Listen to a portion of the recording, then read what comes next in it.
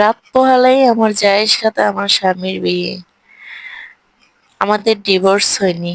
আমাদের বিয়ের ৯ বছর হতে চললো। আমরা নিঃসন্তান। আমাদের সমস্যাটা আমার স্বামী। ওনার শুক্রাণু সংখ্যা মাত্র 2%। অনেক ডাক্তার দেখিয়েছি কিন্তু কোনো লাভ হয়নি। বিয়ের ৩ বছরের মাথায় যখন জানতে পারি যে সে কখনো বাবা হতে পারবে না, সে সারারাত অনেক কাঁদছে এবং কি আমাকে বলেছে আমি যেন কখনো তাকে ছেড়ে না যাই এবং কথা দিয়েছিলাম কখনো তাকে ছেড়ে যাব না।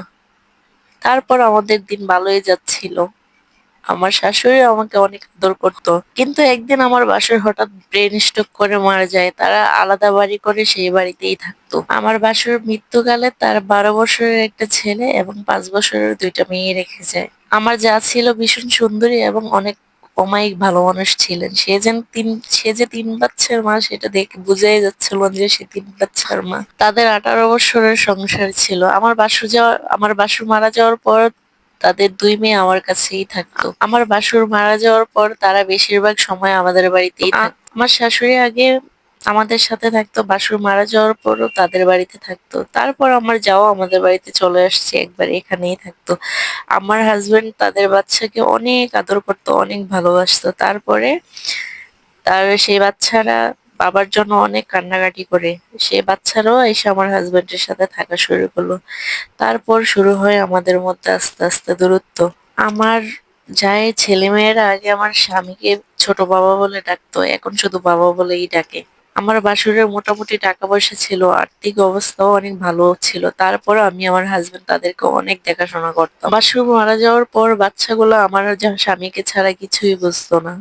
আমি বিষয়টা আমলও নিয়েও নেইনি। আমার দিন বাড়ির আঙিনায় হাঁস মুরগি গরু ছাগল লালন পালন করতেই চলে যেত। আমি সারাক্ষণ ঘরের কাজ করতাম।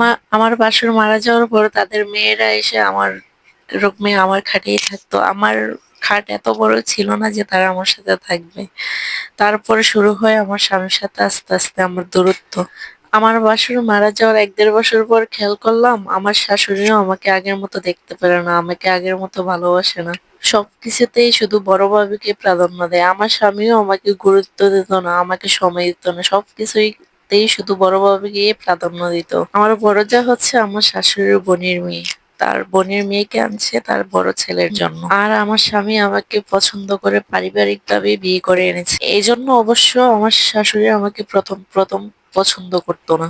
বাসুর মারা যাওয়ার কয়েক বছর পর আবার তারা তাদের বাড়িতে চলে গেল। আমার শাশুড়িও তাদের সাথে চলে গেল। আমি একা হয়ে গেলাম। আমার স্বামী আমাকে বাজার করে দিত। আমার স্বামীও রাতের বেলা ওখানেই চলে যেত, ওখানেই থাকতো। আর আমি বাড়িতে একা একা থাকতে লাগলাম।